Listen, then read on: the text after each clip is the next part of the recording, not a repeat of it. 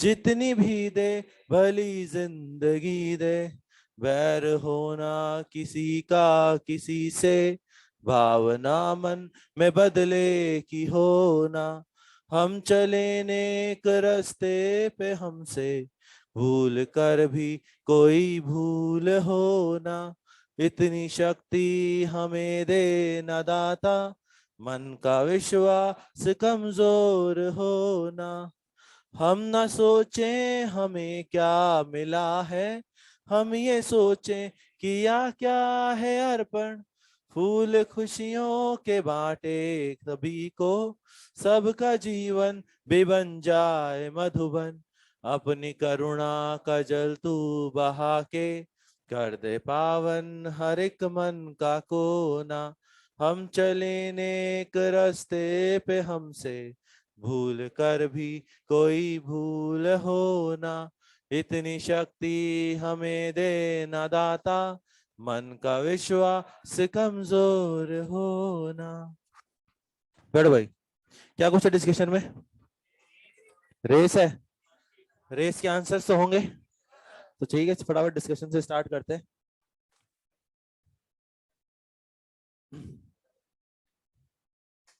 करूं या स्टार्ट करूं? रेस नंबर 60 का स्टार्ट करने जा रहा हूं। क्वेश्चन नंबर 1 में डाउट आ गया। A particle is performing uniform circular motion with an angular momentum L। ठीक है भाई, देख लेते हैं। इसमें हमारे पास क्या है, एक पार्टिकल है जो सर्कुलर मोशन कर रहा है और उसका एंगुलर मोमेंटम L दे रखा है। ठीक, अगर मैं इसका एंगुलर मोमेंटम पहले लिखूं तो लेट्स से इसका एंगुलर मोमेंटम में लिखता हूं आई ओमेगा से। वैसे एमवीआर से भी लिख सकते हो, लेकिन आई ओमेगा से भी लिख सकते हो। ठीक, अब इसमें क्या बोला गया, if the frequency of particles motion is tripled. इस पार्टिकल के साथ ये घटना घटी कि इसकी एंगुलर फ्रीक्वेंसी ट्रिपल हो गई। एंगुलर फ्रीक्वेंसी क्या होती है पता है? ओमेगा, यानी ओमेगा ट्रिपल हो गया। यानी अगर पहले ओमेगा ओमेगा था तो अब इसका ओमेगा 3 ओमेगा हो गया, लेकिन काइनेटिक एनर्जी आधी हो गई। ठीक, अगर मैं पहले काइनेटिक एनर्जी की बात करूं तो पहले काइनेटिक एनर्जी कितनी होगी? Half I omega square. अच्छा, अब अगर बात करें तो काइनेटिक एनर्जी फाइनली मैं क्या लिख सकता हूं? अगर इसका मोमेंट ऑफ इनर्शिया लेट से चेंज हो गया, हमें नहीं पता, आप मोमेंट ऑफ इनर्शिया चेंज मान लो, तो अब काइनेटिक एनर्जी लिखोगे हाफ आई ओमेगा स्क्वायर। और ये काइनेटिक एनर्जी जो है वो इनिशियल का हाफ है, यानी this kinetic energy is half of initial, और इनिशियल है हाफ आई ओमेगा स्क्वायर। यहां से हाफ हाफ कैंसिल हो गया, ओमेगा स्क्वायर कैंसिल हो जाएगा, आई डैश की वैल्यू आ जाएगी आई बाय 18, यानी मोमेंट ऑफ इनर्शिया 1/18 टाइम्स हो गया।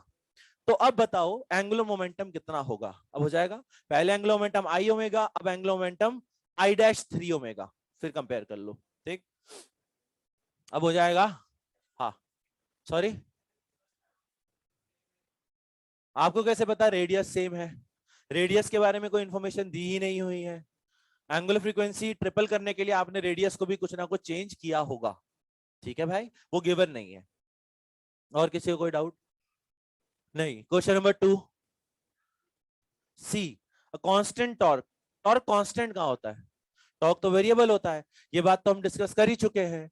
अगर एक पार्टिकल को प्रोजेक्टाइल मोशन कराया जाए तो किसी पॉइंट पर मैंने टॉर्क लिखना सिखाया था, ये डिस्टेंस होता है u cos theta into T.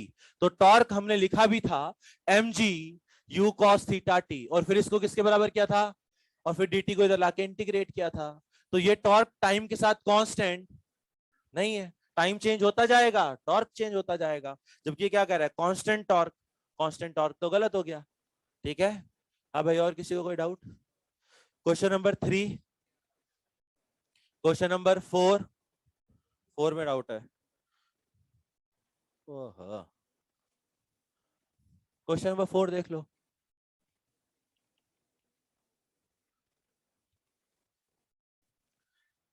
Question number 4 में हमारे पास क्या है, एक डिस्क है पुली जिसका मास m है, रेडियस r है।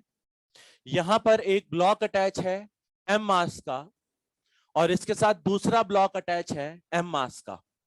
सबसे पहले तो ये किसकी तरह बिहेव करेगा ये पता होना चाहिए। ये किसकी तरह बिहेव करेगा पता है? ऐसे कोई क्वेश्चन करवाएं क्या सर ने? सर ने शायद ऐसा करवाया होगा, एक तरफ मास m1 एक तरफ मास m2 और इसकी एक्सेलरेशन निकलवा दी होगी। लेकिन एक्सेलरेशन का फॉर्मूला किसी को याद है? एक एक करके कोई बताना चाहे, मुझे पता नहीं। नीचे I बाय आर स्क्वायर जुड़ जाता है, पता है? ये ऐसा बताया है कि वो जो न्यूटन लॉज ऑफ मोशन में आपने पढ़ा होगा, net pulling force upon total मास, ऐसा कुछ पढ़ा है क्या? तो नेट पुलिंग फोर्स होता है इधर m2g इधर m1g, तो m2g minus m1g upon total mass m1 plus m2 plus I by are square, पता है? यहां पर एक ही पुलिंग फोर्स है और वो है mg। क्यों? क्योंकि इसके mg को नॉर्मल बैलेंस कर लेगा, तो पुलिंग फोर्स सिर्फ mg है, तो इनकी एक्सेलरेशन आप निकाल सकते हो net pulling force upon total मास। टोटल मास में एक ये मास आ जाएगा, एक ये मास आ जाएगा और एक और टर्म आएगी डिस्क के कारण, I by are square. Disc का moment of inertia mr square by 2 I by are square. पहले इसमें किसी को डाउट है पूछ लो। I बाय आर स्क्वायर, इसका मास सेम है, ठीक? तो यहां से इसको सॉल्व कर लो, तो ये वैल्यू हमारे पास आ जाएगी mg upon m plus m by 2, that is 5m by 2। m से m कैंसिल हो जाएगा तो एक्सेलरेशन आ जाएगा 2g बाय 5। ये तो है इनिशियली। अब हमसे पूछा है t टाइम बाद एंगुलर मोमेंटम बताओ। हमसे वेलोसिटी एक्सेलरेशन नहीं पूछा, हमसे t टाइम बाद एंगुलर मोमेंटम पूछा है। एंगुलर मोमेंटम के लिए हमें सबसे पहले क्या लगेगा? वेलोसिटी लगेगी भाई। तो t टाइम बाद इसकी वेलोसिटी कैसे निकालें? t टाइम बाद अगर मैं इसकी वेलोसिटी निकालना चाहूं तो कैसे निकालूं? मैंने इसकी एक्सेलरेशन तो निकाल ही लिया, अगर इसकी एक्सेलरेशन पता है तो क्या वेलोसिटी निकाल सकते हैं? कैसे? v equal to u plus a t, और क्योंकि ये रेस्ट से स्टार्ट हो रहा है तो इसकी वेलोसिटी हो जाएगी 2g बाय 5 इंटू टी, ठीक? तो किसी t टाइम बाद क्या घटना घटेगी? किसी t टाइम बाद घटना ये घटेगी कि ये ब्लॉक v वेलोसिटी से नीचे आ रहा होगा, ये वाला ब्लॉक क्या कर रहा होगा? v वेलोसिटी से लेफ्ट में आ रहा होगा, बस बस। और ये पुली भी रोटेट हो रही होगी और पुली का जो ओमेगा होगा वो होगा v बाय आर। हमें इस पॉइंट के अबाउट एंगुलर मोमेंटम चाहिए। अब यहां पर सिस्टम में कितने मासेस हैं? कौन कौन से? दो तो ब्लॉक और एक डिस्क, तीनों का एंगुलर मोमेंटम लिखना है। ये ब्लॉक है, ये v से नीचे जा रहा है, अगर इसका एंगुलर मोमेंटम इस पॉइंट के अबाउट लिखना हो तो क्या करते हैं पता है? वेलोसिटी की लाइन पर परपेंडिकुलर, परपेंडिकुलर डिस्टेंस, तो इसका एंगुलर मोमेंटम हो गया mvr। इसकी बात करें, इसकी वेलोसिटी भी इसी लाइन पर है, इसका परपेंडिकुलर दूरी भी, तो इसका एंगुलर मोमेंटम भी mvr। दो ब्लॉक का तो हो गया, अब कौन बच गई? डिस्क का एंगुलर मोमेंटम। mvr से तो नहीं लिखोगे, तो I mr square by 2 into omega, और ओमेगा को क्या रख देते हैं? v by r. तो एंगुलर मोमेंटम हमारे पास आ गया 2 mvr plus mvr by 2, 5 by 2 mvr। अब इस v की वैल्यू को रख दो, तो v की वैल्यू अगर रखोगे 5 बाय 2 m, v की वैल्यू क्या आ रही है? 2gt बाय 5 इंटू आर, ये आंसर है mgt इंटू आर। तो answer is mgt into r, that is Bombay. पूछो एक एक करके भाई। हाँ उससे लगा दो, कोई दिक्कत नहीं, जैसे तुम्हारा मन करे। टॉर्क बराबर डीएल बाई dt से लगा दो, उससे भी एक लाइन में हो जाएगा, कोई दिक्कत नहीं है। और कोई? हाँ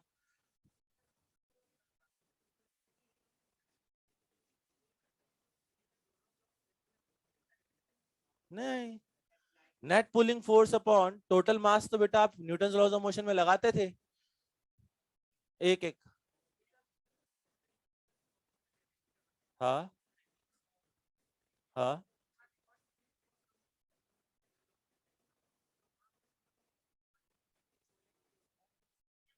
उसमें कुछ और फिनोमिना घट रहा होगा यार। उसमें क्या हो रहा है? अच्छा, इसका एमजी भी जोड़ रहे थे, तो मैंने एमजी कहाँ जोड़ा है? वो तो लगा सकते बेटा, net pulling force upon total मास लगा सकते हैं। कंडीशन बस एक दो होनी चाहिए, वो कि डिस्क भी साथ साथ रोटेट होनी चाहिए और कोई एक्स्ट्रा डिस्क ना हो, है ना? अगर मान लो कुछ ऐसा सिस्टम है, सॉरी, कुछ ऐसा सिस्टम है कि ये m1 है और यहां जुड़ा हुआ है m2, अब net pulling force upon total मास नहीं लगेगा। नेट पुलिंग फोर्स अपॉन अब टोटल मास नहीं लगा सकते, है ना, कुछ इस टाइप के क्वेश्चन। अगर सिंगल पुली और 2 ब्लॉक सिस्टम है तो लगा सकते हो, कोई दिक्कत नहीं है। आप इस केस में भी लगा सकते हो जहां पर एक ब्लॉक इंक्लाइन पर हो और एक ब्लॉक हवा में हो, इसमें भी सेम फॉर्मूला लग जाएगा। m1g माइनस, इसमें क्या आएगा कोई बता सकता है direct? m1g minus m2g sine theta upon m1 plus m2 plus I by are square, इसमें भी लगा सकते हैं। ठीक, और कोई? हाँ ऑफ कोर्स, पुली का mass moment I by are square आता है, लेकिन उसको आप effective mass of the pulley बोल सकते हो, equivalent mass of the pulley. ठीक, और कुछ? बस बढ़ जाओ आगे, तो देख लो, किसी को कोई डाउट हो भैया पूछ लो। नहीं है? ये था question number 4। Question number 5, question number 6, question number 7, question number 8, question number 9, question number 10। 10 का एक एक करके पूछ लो। दिल्ली, दिल्ली के अलावा नहीं। दिल्ली में आपको कंपेयर करनी है रोटेशनल काइनेटिक एनर्जी। देखो रोटेशनल काइनेटिक एनर्जी होती है हाफ आई ओमेगा स्क्वायर। अरे सुना है क्या? आई ओमेगा स्क्वायर को लिखो आई ओमेगा इंटू ओमेगा। आई ओमेगा क्या बन गया? Angular momentum. एंगुलर मोमेंटम इस केस में क्या रहेगा? कांस्टेंट। तो जो वेरिएशन ओमेगा का होगा वही वेरिएशन काइनेटिक एनर्जी का भी होगा। तो ओमेगा का वेरिएशन देख लो, ओमेगा का यानी बी पार्ट, बी पार्ट का जो आंसर है वही आंसर काइनेटिक एनर्जी का होगा। जो भी है आर है तो आर होगा। किसी को डाउट है पूछ लो। हाँ सॉरी, ओमेगा का वेरिएशन कैसे पता? यहां पर जब पार्टिकल नीचे आएगा, जब पार्टिकल नीचे आएगा तो इसका मोमेंट ऑफ इनर्शिया बढ़ेगा। क्यों बढ़ेगा? क्योंकि इसकी डिस्टेंस बढ़ेगी। तो पहले मोमेंट ऑफ इनर्शिया बढ़ेगा, फिर जब ये पास आएगा तो मोमेंट ऑफ इनर्शिया कम होगा। यानी मोमेंट ऑफ इनर्शिया पहले बढ़ेगा फिर कम होगा। एंगुलर मोमेंटम होता है आई ओमेगा। कल इस टाइप का क्वेश्चन कराया था इंसेक्ट वाला, उसने बताया था एंगुलर मोमेंटम क्या रहता है? कांस्टेंट। तो अगर पहले आई बढ़ रहा होगा तो पहले ओमेगा घटेगा, और जब आई कम हो रहा होगा तो ओमेगा, यानी पहले ओमेगा घटेगा फिर बढ़ेगा, यानी omega will first decrease and then increase. तो आंसर इज आर। 9th भी डाउट है?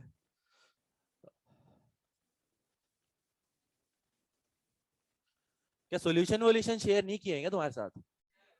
तो क्या देख के नहीं आते? अच्छा मना किया हुआ है, गुड। ओहो, ओहो,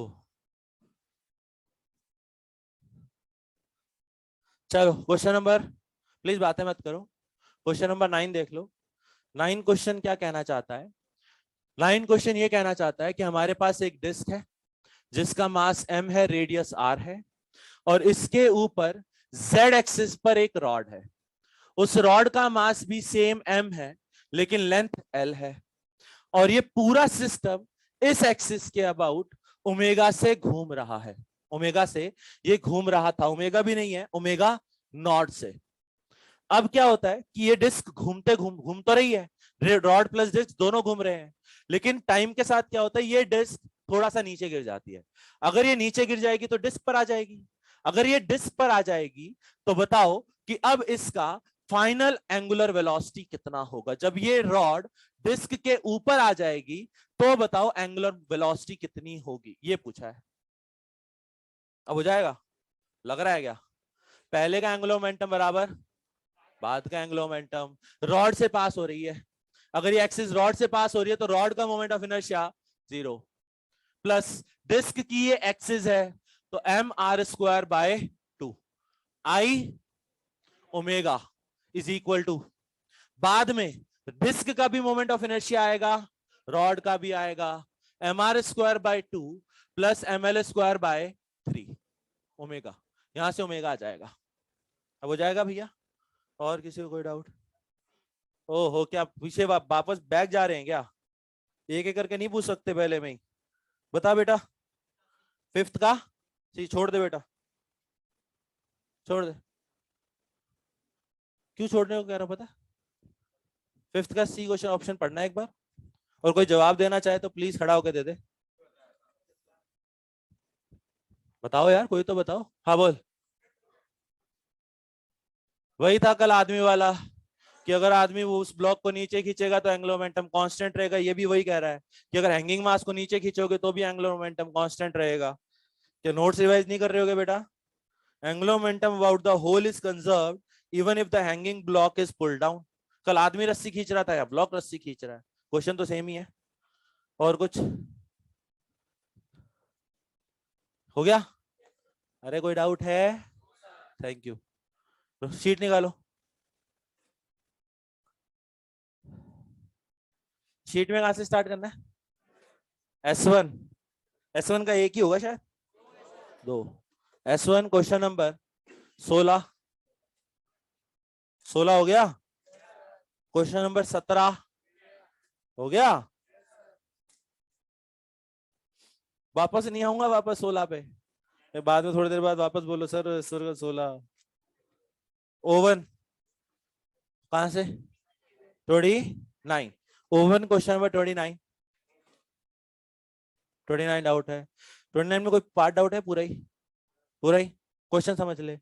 क्वेश्चन में हमारे पास क्या है, एक स्केटर है, स्केटर मतलब क्या बताऊं, जो स्केट्स पहनते हैं, और वो घूम रहा है, ठीक, अपनी एक्सिस के अबाउट घूम रहा है। तो वो घूमने वाला पर्सन अपनी एंगुलर वेलोसिटी को चेंज कर सकता है। वो एंगुलर वेलोसिटी को कैसे चेंज कर सकता है? वो अपने हाथ को इस तरीके से मूवमेंट कराता है जिस कारण से वो अपनी एंगुलर वेलोसिटी को चेंज कर सकता है। कैसे? बात करते हैं। इनिशियली मान लो कि स्केटर ने अपने हाथ जो है वो बाहर की तरफ फैला रखे हैं, पूरे खुले कर रखे हैं, ठीक, और ये अपनी एक्सिस के अबाउट ओमेगा से घूम रहा होगा, इनिशियली मान लेता हूं। अब है क्या कि जब ये आदमी अपने हाथों को अंदर की तरफ मूव करवाएगा तो उससे होगा क्या, उससे क्या फर्क पड़ेगा? अगर इस आदमी के हाथ अंदर की तरफ आ जाएंगे तो हाथों का डिस्टेंस एक्सिस से कम हो जाएगा, यानी मास एक्सिस के पास आएगा, यानी डिस्टेंस कम होगा। डिस्टेंस कम होने से क्या कम होगा? मोमेंट ऑफ, क्योंकि मोमेंट ऑफ इनर्शिया होता है m इंटू डिस्टेंस का स्क्वायर। डिस्टेंस अगर कम होगा तो मोमेंट ऑफ इनर्शिया कम होगा, तो यहां पर मोमेंट ऑफ इनर्शिया घटेगा। अच्छा, ये आदमी अपने हाथ मूव करवा कैसे रहा है? इंटरनल फोर्सेस, बाहर से तो कुछ भी नहीं है। एक्सटर्नल फोर्स जीरो है, यानी एक्सटर्नल टॉर्क जीरो है। अगर एक्सटर्नल टॉर्क जीरो होता तो हमने कल देखा था, टॉर्क जीरो होने पर एंगुलर मोमेंटम क्या रहना चाहिए? कांस्टेंट। तो अगर आदमी अपने हाथ अंदर ला रहा होगा, मोमेंट ऑफ इनर्शिया कम हो रहा होगा, तो ओमेगा को बढ़ना पड़ेगा। तो जब आदमी अपने हाथ अंदर लेकर आएगा तो ओमेगा बढ़ेगा, आदमी अपने हाथ बाहर लेकर जाएगा तो क्या होगा? ओमेगा घटेगा। घटेगा क्यों? क्योंकि अब मोमेंट ऑफ इनर्शिया बढ़ रहा है, तो अब ओमेगा घटेगा। तो वही सेम क्वेश्चन उसी पर ही है। Ice skater can increase its rate of rotation, वो अपने ओमेगा को इंक्रीज कर सकता है by bringing his arms and leg closer to the body, अपने हाथ और पैर अंदर लाकर, ठीक। फिर हमें क्या बताना है? What is the effect on angular momentum? Angular momentum क्या रहेगा? एंगुलर मोमेंटम, एंगुलर मोमेंटम तो कांस्टेंट रहेगा ना भाई, तो एंगुलर मोमेंटम कांस्टेंट। बात करते हैं काइनेटिक एनर्जी की। काइनेटिक एनर्जी थोड़ी देर पहले ही समझाई थी, वो ऊपर लिखी हुई, हाफ आई ओमेगा स्क्वायर, इसको लिख लो एल। तो काइनेटिक एनर्जी हो गई L by two omega. L constant है, ओमेगा की वैल्यू बढ़ रही है, अगर ओमेगा बढ़ेगा तो काइनेटिक एनर्जी भी बढ़ेगी। तो एंगुलर मोमेंटम कांस्टेंट रहेगा, लेकिन एंगुलर काइनेटिक एनर्जी बढ़ेगी। ठीक है भाई, हो गया? और किसी को कोई डाउट? ये थोड़ी राइन। क्वेश्चन नंबर 30 हो गया। क्वेश्चन नंबर 31 हो गया। 32 डाउट है। 32 देख लो भाई। 30 31 में भी डाउट है बेटा? 31 में किस पार्ट में डाउट है बेटा? एनर्जी।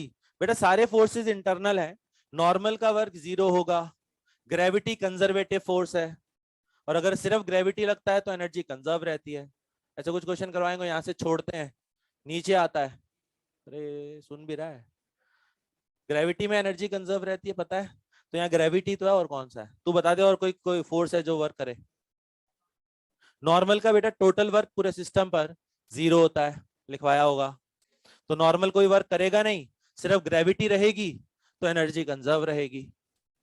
ठीक है। क्वेश्चन नंबर कौन सा पूछा भाई? 32। 32 में एक चीज तो जान लो, कैलकुलेट करने जाओगे तो हालत बुरी हो जाएगी अगर कैलकुलेट करने गए। अगर फिजिकली सोचोगे तो इजीली क्वेश्चन सॉल्व हो जाएगा। फिजिकली कैसे? क्वेश्चन में हो क्या रहा है पहले ये समझते हैं।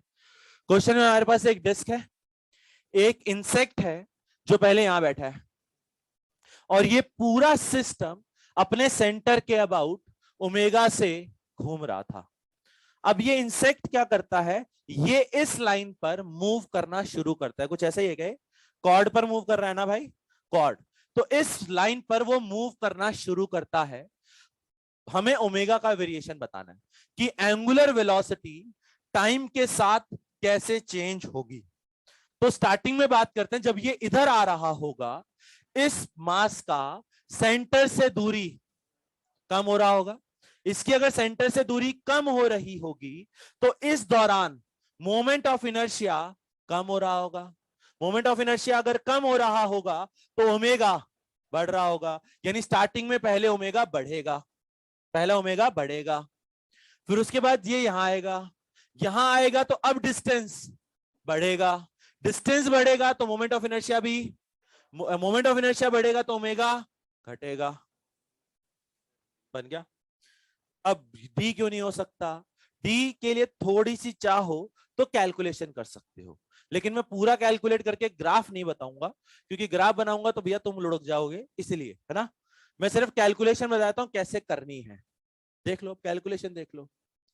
कंफ्यूजन बी और डी में ही है ना, बस इसी में ही है। ठीक, हमें क्वेश्चन में दिया है कि ये मास कांस्टेंट वेलोसिटी से चल रहा है, लिखा है क्वेश्चन में कांस्टेंट वेलोसिटी। तो अगर मैं पूछूं टी टाइम बाद ये कहां पर होगा, आगे पहुंच चुका होगा। अगर ये मान लो u स्पीड से चल रहा हुआ, एक्ज्यूम कर लेता हूं, तो t टाइम बाद ये यहां कहीं पहुंच चुका होगा, और ये डिस्टेंस कितना हो चुका होगा, ut। आराम से सोच लो। ठीक, अच्छा ये डिस्टेंस को मैं मान लेता हूं, लेट से b है, b बॉम्बे। ठीक, ये मुझे ये दूरी चाहिए, मुझे ये दूरी क्यों चाहिए भाई? आराम से सोच लो। आई मोमेंट ऑफ इनर्शिया निकालने के लिए चाहिए। इस कॉर्ड की लेंथ को मैं a मान लेता हूं, आधी लेंथ को a। अगर ये आधी लेंथ a है तो ये आधी लेंथ b, तो बता सकते हो ये दूरी कितनी होगी, a minus ut।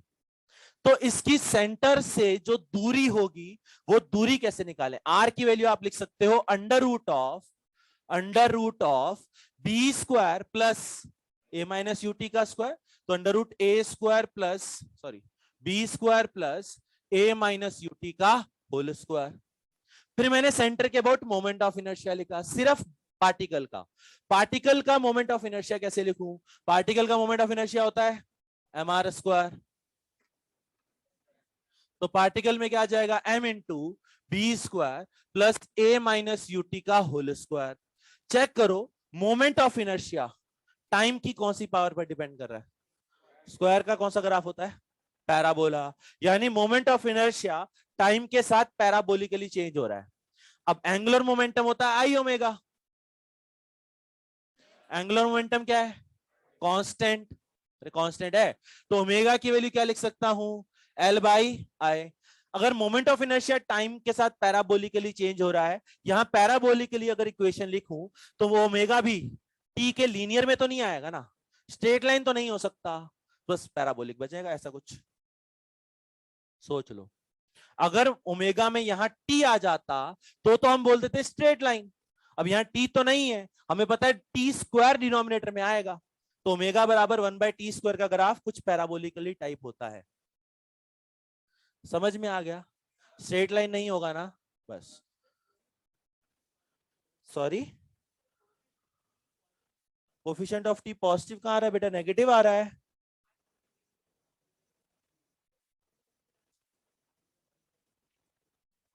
One upon I है ना, 1/t स्क्वायर का ग्राफ है बेटा। अब ओमेगा बराबर 1/t स्क्वायर का ग्राफ बनेगा, कहां गया, समझ में आ गया? तो वो बढ़ेगा नहीं टाइम के साथ, कम ही होगा, पहले बढ़ेगा फिर कम होगा। ये वेरिएशन तो मैंने पहले समझा दिया ना कि ओमेगा पहले बढ़ेगा फिर कम होगा, और वेरिएशन स्ट्रेट लाइन नहीं है, वो मैंने प्रूफ कर दिया। तो बचेगा एक ही ऑप्शन। ठीक है, हाँ भाई, और किसी को कोई डाउट रही? और भी है क्या कुछ? जेई मेंस है, सेम ही है। तो जेई मेंस का क्वेश्चन नंबर बता दो कौन सा फिर भी, 4। जेई मेंस क्वेश्चन नंबर 4 हो गया बस। हाँ, डायमेट्री के लिए नहीं, कॉर्ड पर चल रहा है। अच्छा, फोर्थ वाले में, हाँ ठीक है, डायमीटर पे चलेगा।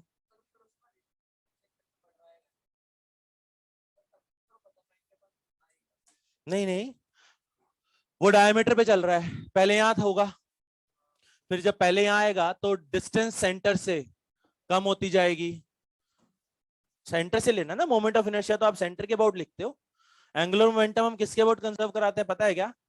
किसके अबाउट? सेंटर के अबाउट ही तो कराते हो, सेंटर के अबाउट कराएंगे। ठीक। हाँ भैया, और किसी को कोई डाउट? ओहो, सेंटर के अबाउट क्यों कराते हैं? क्योंकि उसको घुमाने के लिए भैया सेंटर से पकड़ के रखा होगा ना यार। अगर उसको घुमाना है तो किसी एक्सिस के अबाउट तो घुमाओगे ना, वो सेंटर ही होगा। ठीक। और कुछ? बस, तो नोट सिखा लो।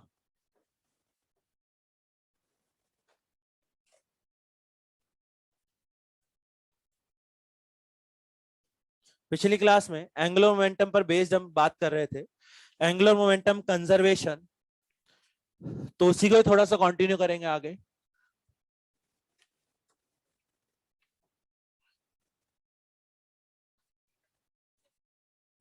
बोलने वाले भी थे यार। 32, ये 32 क्वेश्चन कौन सा है? 32 कौन सा है? बता चुका हूं ना। हाँ फिर ठीक है।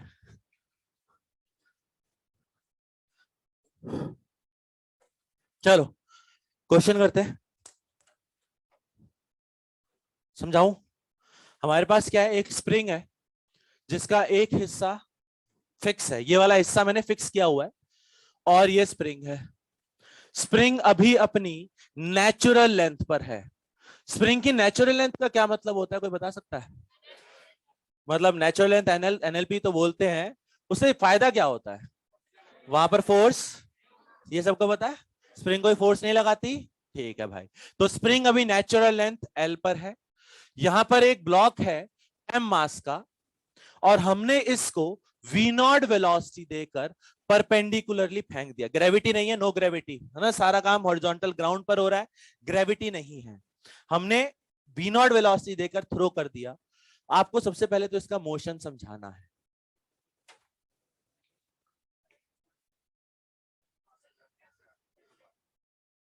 कोई समझाना चाहे हाथ रेस करके। ऐसा मोशन तो बेटा तब होता है जब दो ब्लॉक होते हैं, तब ऐसा होता है। हाँ भाई, कोई हाथ पर समझाना चाहे भाई, मोशन इसका कैसा होगा?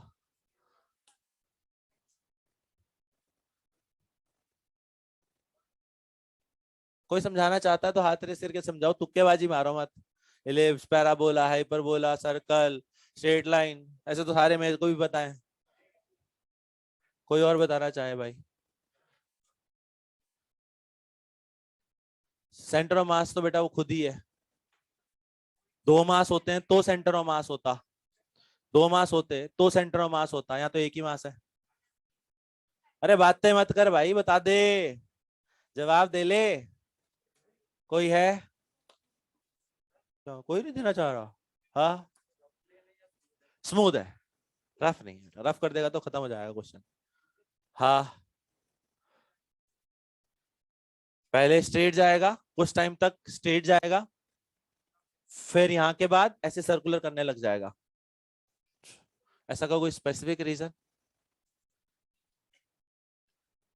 अच्छा, एक ऐसे सवाल पूछता हूँ, ये यहाँ आया, यहाँ आया, स्प्रिंग की लेंथ बड़ी होगी या कम हुई होगी या सेम रही होगी?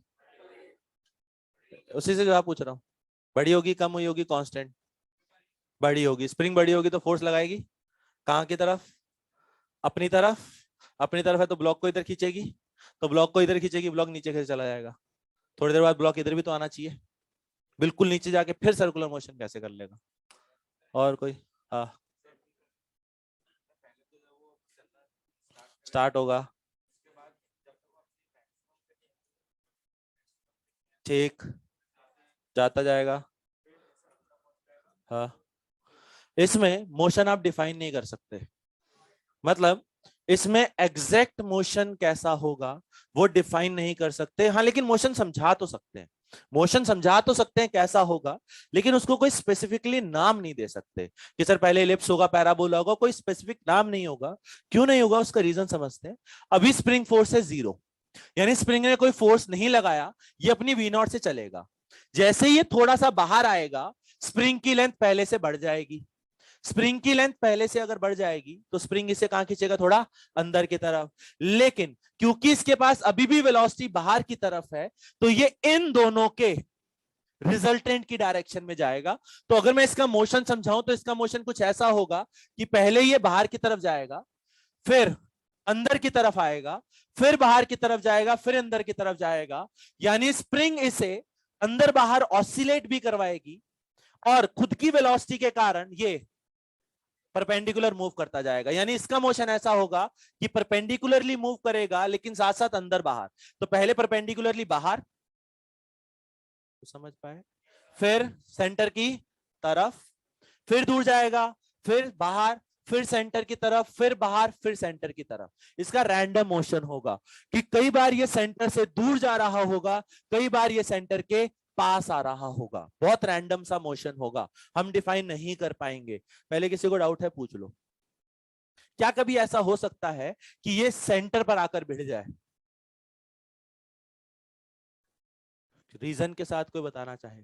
सेंटर पर ये कभी नहीं आ सकता, मतलब इसके मोशन का कोई भी पाथ सेंटर को कट नहीं कर सकता। ये तो श्योरिटी है कि ये कभी भी सेंटर पर नहीं आ सकता। सेंटर के अबाउट ये ऐसे घूमता जाएगा ऊपर नीचे।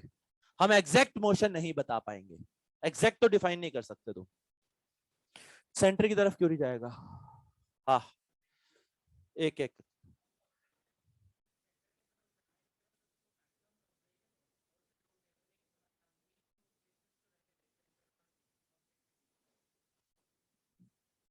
और कोई लॉजिक? ये तरीका तो मतलब ठीक है, बोल सकता है कि स्प्रिंग की लेंथ 0 नहीं हो सकती, वो सेंटर पे नहीं आ सकता। लेकिन एक दूसरा लॉजिक है and that is angular momentum conservation, है ना। हम टॉपिक ही वो पढ़ रहे हैं तो उस कॉन्सेप्ट से सोचो ना भाई, एंगुलर मोमेंटम कंजर्वेशन। अगर मैं इस पॉइंट की बात करूं, स्प्रिंग चाहे कहीं पर भी हो, चाहे स्प्रिंग यहां पहुंच जाए, चाहे स्प्रिंग यहां पहुंच जाए, स्प्रिंग का जो फोर्स होगा वो हमेशा इसी पॉइंट से पास होगा, क्योंकि स्प्रिंग तो हमेशा यहीं से पास हो रही है। तो स्प्रिंग फोर्स अगर इधर से पास होगा तो इसका एंगुलर मोमेंटम हमेशा क्या रहेगा? कंजर्व रहेगा। पहले तो ये समझो, क्योंकि इस पर एक्सटर्नल टॉर्क क्या है? 0। तो अगर एक्सटर्नल टॉर्क 0 है तो एंगुलर मोमेंटम कंजर्व रहेगा। अगर वो मास इस पॉइंट से पास हो गया, अगर वो मास इस पॉइंट से पास हो गया तो उसकी वेलोसिटी यहां से पास होगी, कहीं भी हो सकती है मुझे नहीं पता, है ना, इसी से पॉइंट से पास होगी। अब अगर एंगुलर मोमेंटम पूछो तो 0, जबकि एंगुलर मोमेंटम पहले 0 नहीं है, तो इसका मतलब ये सेंटर से तो पास नहीं करेगा। ठीक, अब इस क्वेश्चन में पूछा क्या है वो देख लेते हैं। पहले तो मोशन समझ लिया, हमसे इस क्वेश्चन में पूछा है मैक्सिमम एलोंगेशन बताइए, स्प्रिंग की मैक्सिमम कितनी एलोंगेशन होगी, वो मैक्सिमम दूरी बताइए। ठीक, तो आपको वो मैक्सिमम दूरी बतानी है स्प्रिंग और ब्लॉक के बीच। जब ब्लॉक यहां कहीं होगा तो ये एक्स मैक्सिमम कितना होगा, कैसे निकाला जाए? सोचो फिर मैं बताता हूं।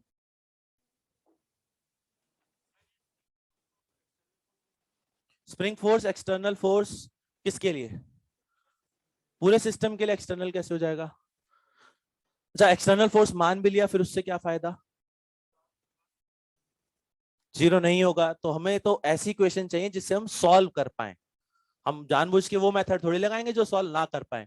आपको 2 ब्लॉक वाला मिनिमम मैक्सिमम वेलोसिटी सिखाया होगा, सिखाया होगा। ये बताया कि ग्राउंड फ्रेम में उसको कभी सॉल्व नहीं कर सकते, किसके फ्रेम में करते हैं? क्यों? ताकि हम उसको सॉल्व कर पाए। तो वैसे ही मैं इस पॉइंट के अबाउट टॉर्क लूंगा ताकि मैं इसे सॉल्व कर सकूं, अगर सॉल्व करना चाहता हूं तो। कोई तरीका भैया कैसे निकाला जाए ये मैक्सिमम एलोंगेशन? एक एक करके बता दो भैया, बताना है तो। एंगुलर मोमेंटम कंजर्वेशन और वर्क एनर्जी थ्योरम। सबसे पहले तो भैया ये बात समझें कि जब ये अपनी मैक्सिमम एलोंगेशन पर होगा तब इसकी वेलोसिटी कितनी होगी? 0 होगी? नहीं हो सकती। इसकी angular velocity zero, sorry linear velocity zero नहीं हो सकती। वही सेम लॉजिक, लीनियर वेलोसिटी क्यों जीरो हो जाएगी? अगर लीनियर वेलोसिटी जीरो हो गई तो एंगुलर मोमेंटम जीरो, जबकि इनिशियल एंगुलर मोमेंटम जीरो नहीं है क्या एंगुलर मोमेंटम जीरो? तो इनिशियली अगर मैं एंगुलर मोमेंटम लिखूं तो इनिशियल एंगुलर मोमेंटम क्या लिखूंगा? इनिशियल एंगुलर मोमेंटम लिखूंगा m v not into L. ये जीरो नहीं है, अगर ये जीरो नहीं है तो भैया फाइनल वेलोसिटी जीरो नहीं हो सकती, समझो इस बात को। और अगर इसकी फाइनल वेलोसिटी जीरो हो गई होती, कुछ सोचो, अगर ये फाइनल वेलोसिटी जीरो हो गई होती इसका मतलब ये रुक गया होता, रुक गया होता तो फिर क्या आ जाता? रुक गया होता तो ये कहां जाता? कहां की तरफ? ऊपर की तरफ जाता। अभी समझाया वो सेंटर की तरफ जा नहीं सकता, थोड़ी देर पहले तो समझाया, समझो भाई, समझे? तो बताओ भैया आप क्या लिखे फिर? तो अब पहले एंगुलर मोमेंटम है एम वी नॉट एल, अब एंगुलर मोमेंटम लिख सकते हैं क्या? क्या कोई तरीका है क्या? अब इस स्प्रिंग की लेंथ हो जाएगी L plus x maximum. L तो पहले से थी, एक्स खिंच गया, तो भैया अब एंगुलर मोमेंटम हो जाएगा m v l plus x maximum. मैंने इन दोनों को बराबर कर दिया, m v naught l is equal to m v l plus x maximum. यहां से मुझे कौन सी इक्वेशन मिल गई? एक। अरे मिल गई। अच्छा, मुझे वी नॉट और एल तो पता था, क्या नहीं पता? v और x। तो v और x में एक इक्वेशन तो बन गई, अब चाहिए दूसरी। वर्क एनर्जी, स्प्रिंग का वर्क। स्प्रिंग का वर्क कैसे लिखते हैं पता? Half k x initial square minus x final square equal to change in kinetic energy. Final kinetic energy half m v square minus initial half m v naught square. कितनी equation, कितने variable? आराम से सोच लो, आराम से भैया। एक और इक्वेशन बना सकते हैं, कोई बता सकता है कौन सी? यहां पर स्प्रिंग कितना फोर्स लगा रही होगी? के एक्स। कोई और इक्वेशन है क्या जो मैं लगा सकता हूं? हाँ, कौन सी इक्वेशन? बोल इक्वेशन।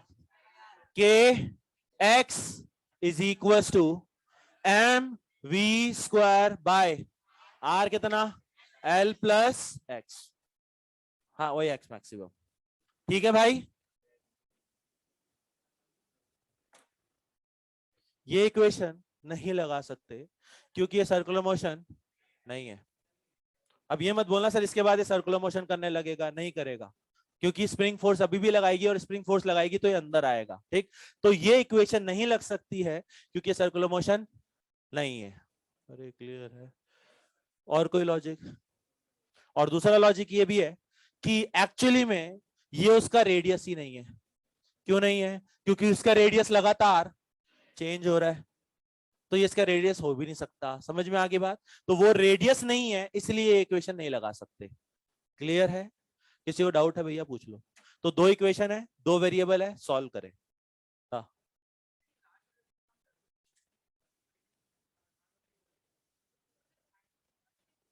एट द इंस्टेंट आप इक्वेशन नहीं लगा सकते क्योंकि बेटा वो उसका रेडियस और कर्वेचर है ही नहीं, वो उसका सर्कुलर मोशन का रेडियस थोड़ी है।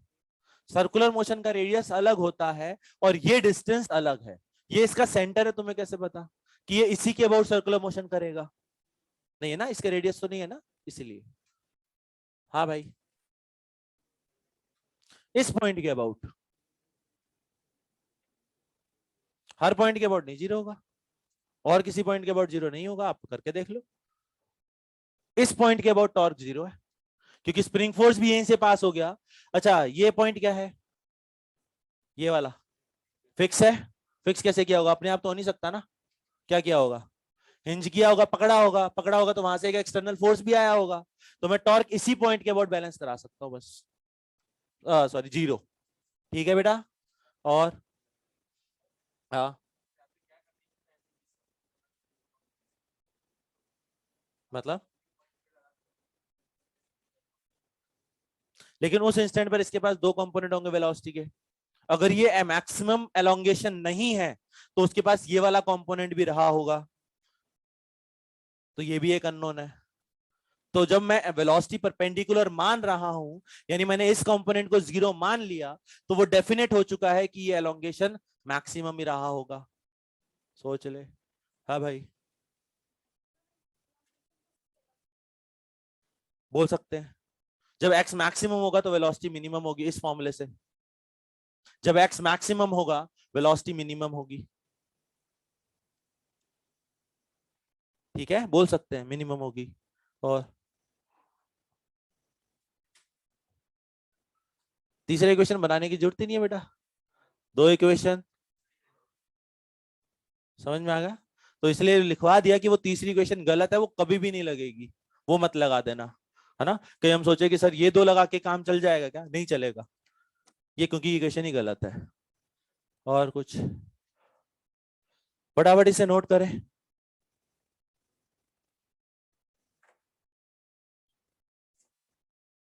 तो एक तो इसका मोशन रैंडम होगा, और कभी सेंटर से नहीं पास हो सकता, बस ये ध्यान रखना, मेजर यही है कि ये कभी भी सेंटर से पास नहीं हो सकता।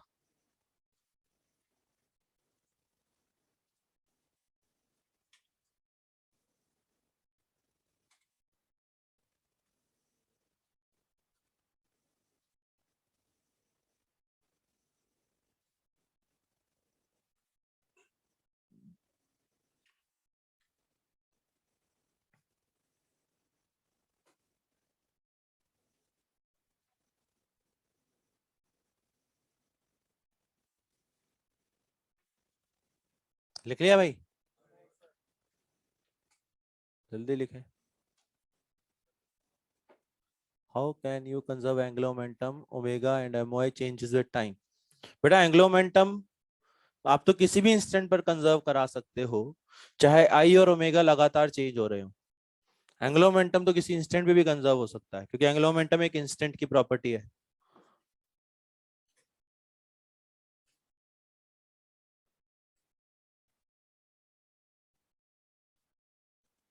रब कर दूं क्या? चलो अच्छी बात है।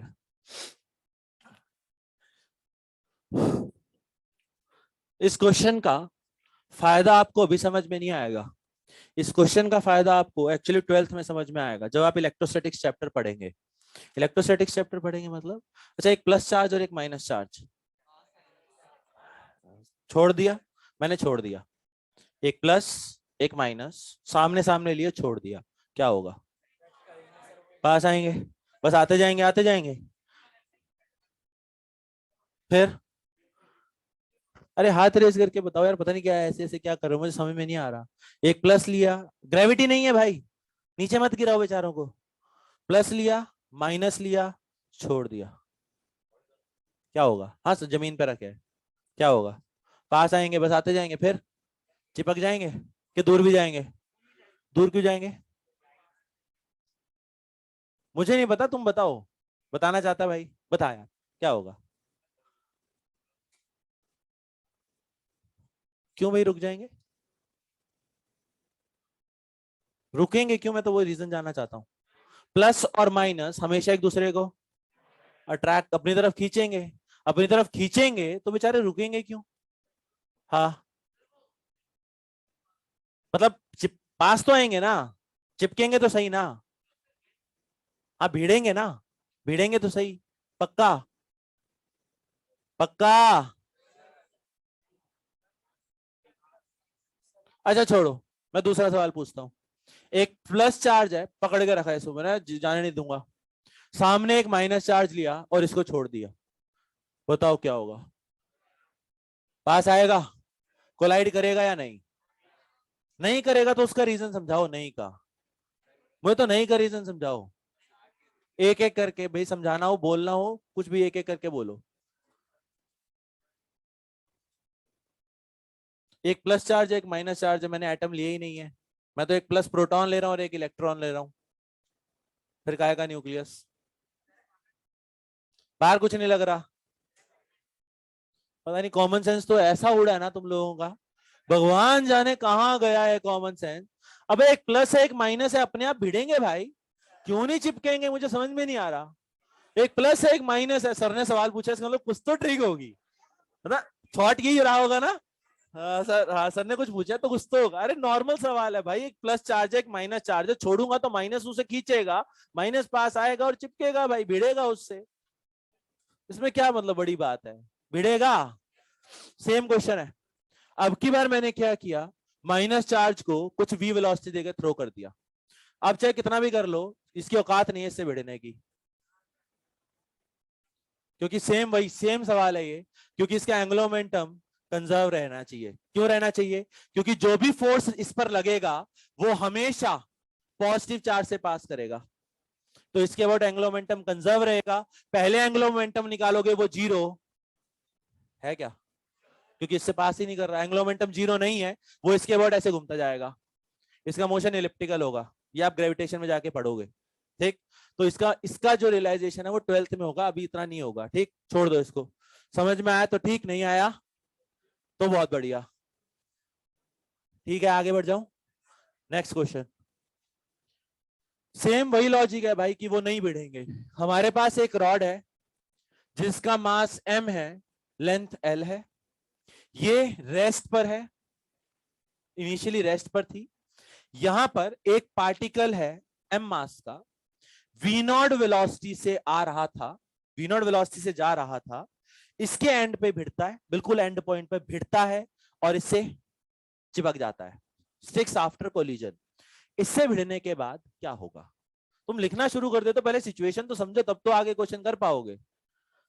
बॉडी आई, वी नॉट वेलोसिटी से भिड़ी, चिपक गई, फिर बस ऐसे होगा नहीं क्या, इस पे ऐसे फोर्स लगेगा तो ये दोनों घूमेंगे। क्वेश्चन लिखें, particle sticks to the rod after collision, particle sticks to the rod after collision, particle sticks to the rod after collision, full stop. Find angular velocity of the system after collision. Find angular velocity of the system after collision.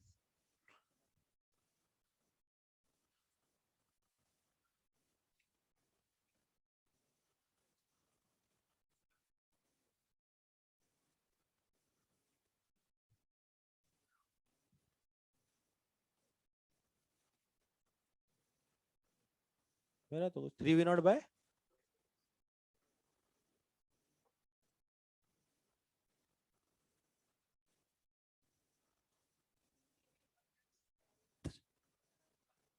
Three v naught by 4l आना चाहिए, यानी l कौन बोल रहा है?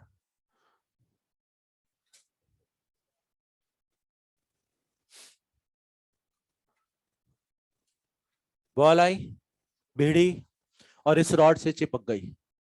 इस rod से चिपकने का मतलब है कि दोनों अब रिजिड बॉडी हो गए, दोनों साथ साथ चलेंगे, दोनों रिजिड बॉडी हो गए। हमें कि इसकी एंगुलर वेलोसिटी बतानी है, तो एंगुलर वेलोसिटी बतानी है, सिस्टम बन गया, क्या लगा दें? एंगुलर मोमेंटम किसके अबाउट?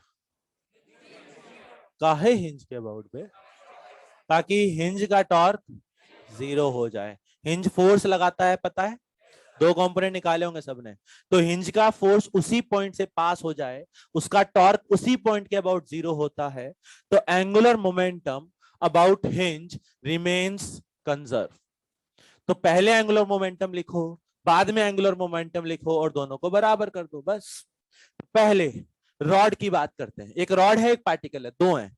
रॉड का एंगुलर मोमेंटम रेस्ट पर ही है जीरो, प्लस पार्टिकल का तो हमें आसानी से पता है mvr, m v naught l, perpendicular दूरी, तो m v naught l is equal to, अब बाद में दोनों सिस्टम बन गए, सिस्टम बन गए तो मैं इनको एक रिजिड बॉडी बना सकता हूं, रिजिड बॉडी बना सकता हूं तो इसका एंगुलर मोमेंटम कैसे लिख सकता हूं? आई ओमेगा से।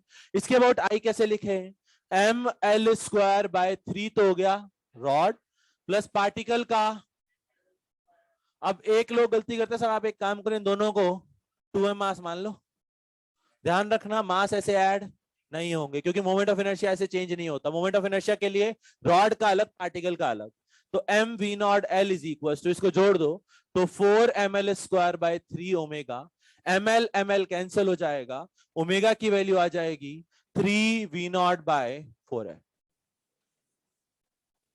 किसी को डाउट है भैया पूछ लो। 3v0/4L।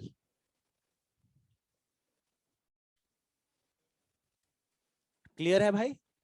अच्छा, बॉल आके इससे भिड़ी है, कौन सा टॉपिक है? पक्का? कोलिजन में तो कुछ और काम कराते थे। अच्छा, परफेक्टली इलास्टिक वो तो ठीक है, कोलिजन में तो हम कुछ और करते थे, लीनियर मोमेंटम कंजर्व कराते हैं। क्या यहाँ लीनियर मोमेंटम कंजर्वेशन से आंसर आ जाएगा क्या? क्यों? क्योंकि ये इसको क्या कर रखा है, हिंज, और यहां से जब आके इस पे फोर्स लगेगा तो हिंज भी फोर्स लगाएगी, वो एक्सटर्नल इंपल्स फोर्स लगेगा जिस कारण से लीनियर मोमेंटम कंजर्व। तो ध्यान रखना, जब भी बॉडी हिंज होगी तो लीनियर मोमेंटम कंजर्व नहीं रहेगा। क्लियर है? आगे बढ़ूं, इसी का बी पार्ट, एक्चुअली तो सबसे बेसिक पार्ट है, बी पार्ट बोलो। Find initial and final linear momentum of the particle. Find initial and final linear momentum of the particle. Initial and final linear momentum of the particle.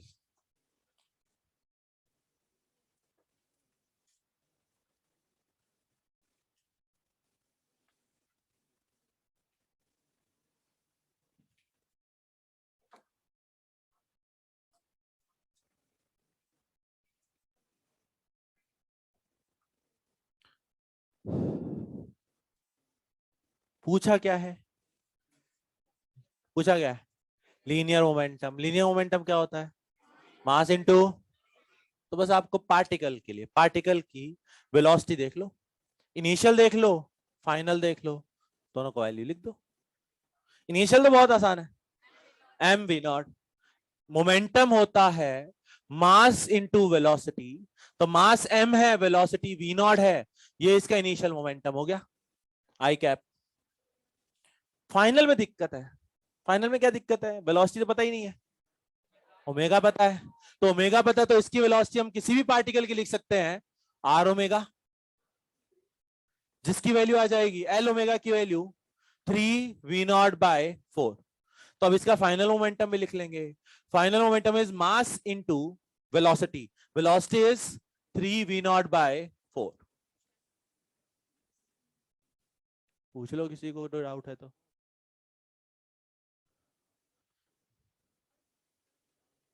किसके लिए momentum लिख रहे हो?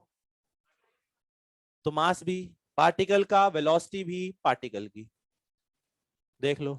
जिसका momentum पूछा भैया उसी का मास और उसी की वेलोसिटी लिखनी है। पार्टिकल का मास m, velocity v not, particle का मास m, वेलोसिटी 3v0/4, एम भी लगा दिया। परेशानी बिल्कुल भी नहीं। C part, find impulse on particle, find impulse on particle by rod, find impulse on particle by rod।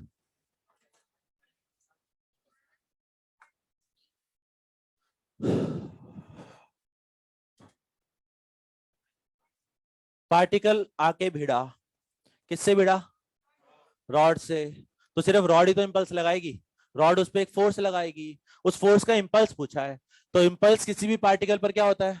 Change in momentum. Final minus, तो final और इनिशियल में तुमसे पहले निकलवा के रख लिया, तो 3mv0/4 आई कैप माइनस mv0 आई कैप, तो इंपल्स की वैल्यू आ गई -mv0/4। पार्टिकल पर इंपल्स कहां लगेगा? लेफ्ट या राइट? लेफ्ट या राइट? कैसे पता कर सकते हैं इसको? पार्टिकल आगे भिड़ेगा, पार्टिकल रॉड को कहां धक्का मारेगा? आगे, तो रॉड पार्टिकल को लेफ्ट साइड, इसलिए माइनस आई कैप। आराम से सोच लो, ये तो माइनस आई कैप में आएगा ना भाई। चलो अच्छी बात है, पक्का। Next part, find initial and final, find initial and final linear momentum of rod, find initial and final linear momentum of the rod. जवाब देना हो हाथ रेस कर लो।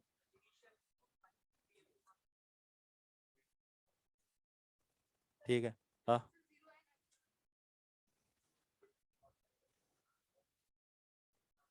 आंसर है 0 और 3m v0/8। अब ये कैसे आया? लीनियर मोमेंटम एम वी नहीं होता, एम इंटू वीसीएम होता है, पढ़ाया गया होगा।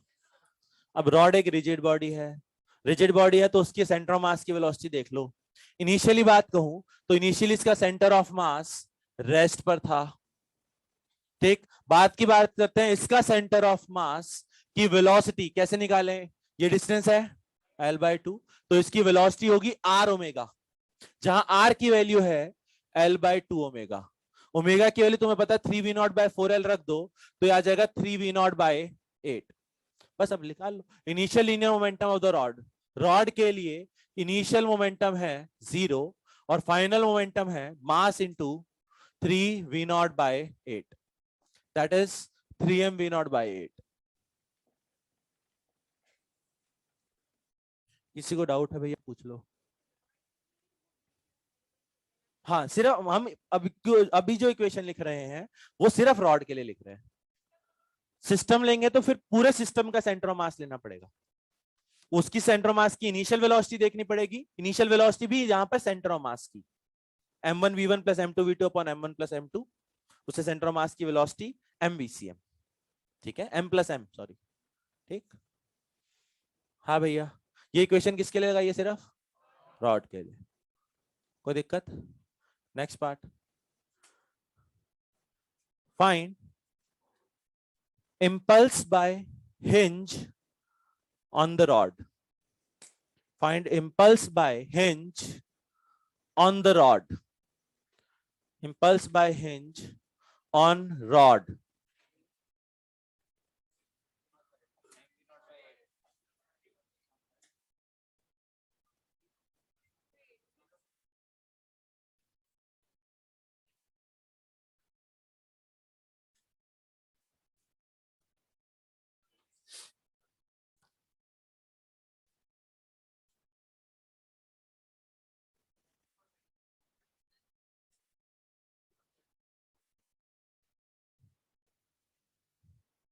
बोलो भैया, आंसर है mv0/8। कैसे वो देख लो। अगर हम रॉड की बात कहें, सिर्फ रॉड, अब की बार मैं सिर्फ रॉड को कंपेयर कर रहा हूं भाई। अगर मैं सिर्फ रॉड को देखूं तो रॉड पर दो जगह से इफेक्ट पड़ा होगा। एक जब पार्टिकल आके भिड़ा होगा तो पार्टिकल ने इंपल्स लगाया होगा राइट साइड। क्यों? क्योंकि पार्टिकल आके भिड़ेगा तो रॉड पे राइट ही धक्का मारेगा भाई। दूसरा, ऊपर हिंज लगा हुआ है, हिंज ने भी रोका होगा कहीं ना कहीं, हिंज ने भी कहीं ना कहीं इंपल्स लगाया होगा। आप कहीं मान लो हिंज का इंपल्स, राइट मानना हो राइट मान लो, लेफ्ट मानना हो लेफ्ट मान लो। कहां मानू? राइट मान लूं तो हिंज का इंपल्स राइट में। तो कुल मिला के रॉड पर दो इंपल्स लगे। रॉड पर टोटल दो इंपल्स कौन कौन से लगे? एक हिंज का इंपल्स और एक पार्टिकल का। और किसी भी बॉडी पर जो नेट इंपल्स होता है, नेट इंपल्स वो किसके बराबर होता है? Change in momentum. मैंने तुमसे इनिशियल और फाइनल इसलिए निकलवाया ताकि तुम मोमेंटम लिख सको। ठीक, तो फाइनल मोमेंटम है 3mv0/8 और इनिशियल मोमेंटम है 0। ठीक है भाई, पार्टिकल का इंपल्स हम पहले निकाल चुके हैं क्या? पार्टिकल का इंपल्स है -mv0/4 i कैप। ये गलत है। ये गलत क्यों है? क्योंकि यहां प्लस आएगा, क्योंकि इंच का इंपल्स तो राइट में लगा ना। पार्टिकल पर, ये किस पर निकाला मैंने? पार्टिकल। पार्टिकल पर लेफ्ट पर लगाया तो रॉड पर राइट में लगा होगा, तो यहां से हिंज का इंपल्स आ जाएगा। हिंज का impulse is 3mv0/8 -mv0/4। Solve करने पर हिंज का इंपल्स आ जाएगा, इधर 8 है तो 2mv0/8 i कैप। किसी को डाउट है भैया पूछ लो।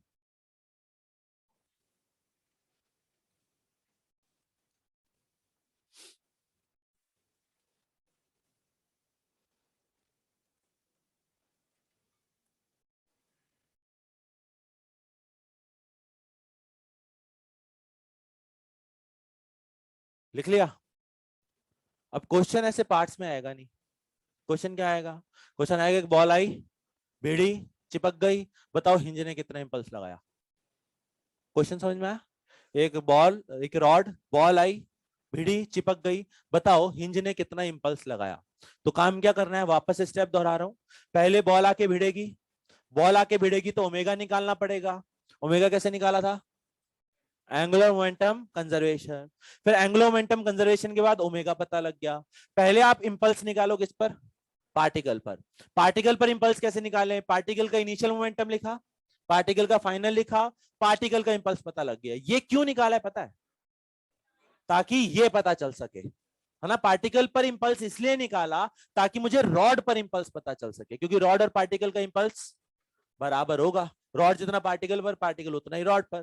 तो पार्टिकल पर इंपल्स जान के निकाला ताकि ये वाला इंपल्स पता चल सके। रॉड का इनिशियल मोमेंटम और फाइनल मोमेंटम क्यों निकाला? ताकि चेंज लिख सको। तो ये पता होगा, ये तुमने पार्टिकल से निकाल लिया, किसका इंपल्स आ गया? हिंज का। आराम से सोच लो, पक्का। हिंज का इंपल्स निकालने के लिए इतनी सारी कहानी करने की जरूरत भी नहीं है। हिंज का इंपल्स पूछा तो एक शॉर्ट मेथड है। वो शॉर्ट मेथड क्या है? इस आईपी को हटाओ। सर इस आईपी को कैसे हटाएं? इस आईपी को ऐसे हटाओ कि बॉल और पार्टिकल को सिस्टम मान लो। सिस्टम मान लोगे तो आपस में जो इंपल्स लगाएंगे वो कैंसिल। तो मेथड नंबर 2 देखो। मेथड नंबर 2 में क्या है? आप रॉड और पार्टिकल दोनों को सिस्टम मान लो। सिस्टम क्यों मान रहे हैं समझ में आता है? क्यों? ताकि आईपी कैंसिल हो जाए। अगर मैं इन दोनों पर बात कहूं, रॉड और पार्टिकल, इस पर आउटर इंपल्स कहां से लगेगा? सिर्फ हिंज से। तो हिंज का इंपल्स आएगा, तो मैं लिखूंगा impulse of hinge is equal to change in momentum. जब आप लिखोगे ना तो अब वो एक बॉडी का नहीं होगा, वो पूरे सिस्टम का होगा। और सिस्टम का मोमेंटम कैसे लिखें? सिस्टम के मोमेंटम को आप ब्रेक करो। ब्रेक करने का मतलब पार्टिकल का मोमेंटम प्लस रॉड का मोमेंटम। यानी चेंज लिखना है तो रॉड का चेंज अलग लिखो, पार्टिकल का चेंज अलग लिखो। अरे ठीक है भाई। तो हिंज का इंपल्स, मैंने सबसे पहले बात की पार्टिकल। पार्टिकल का मुझे चेंज इन मोमेंटम लिखना है, यानी final momentum minus initial momentum. Final velocity आप निकाल चुके हो 3v0/4, तो m into 3v0/4 minus initial momentum की बात करें पार्टिकल की, तो पार्टिकल का initial momentum m into v0। ये सिर्फ किसके लिए लगाया है? पार्टिकल। प्लस अब सेम चीज रॉड के लिए लिख लो। रॉड का लीनियर मोमेंटम कैसे लिखे? m into VCM. वीसीएम की वैल्यू क्या है? 3v0/8। इनिशियल की बात करूं रॉड के, तो इनिशियल 0। समझ पाए क्या किया? Net impulse on the system equal to change in momentum of the rod plus change in momentum of the particle, दोनों का इंडिविजुअल चेंज। इसको ऐड कर दो, आंसर आ जाएगा 3। एलसीएम 8 ले रहा हूं, एलसीएम 8 लूंगा तो यहां कितना आएगा? 6 mv0, यहां पर 8 mv0 प्लस 3 mv0। चेक कर लो क्या आंसर आ रहा है? 9 mv0/8। प्लस में आ रहा है, इसका मतलब मैंने सही माना है। अरे क्लियर है?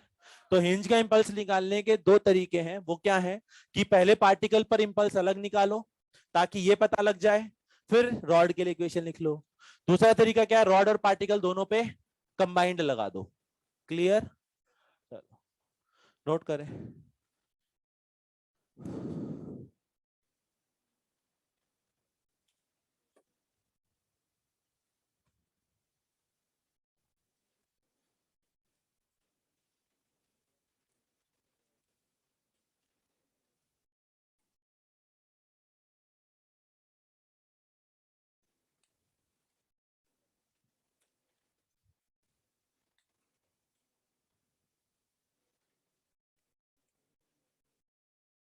इंडिविजुअली लिखना चाहो इंडिविजुअली लिख लो, सिस्टम पर लिखना चाहो सिस्टम पर लिख लो।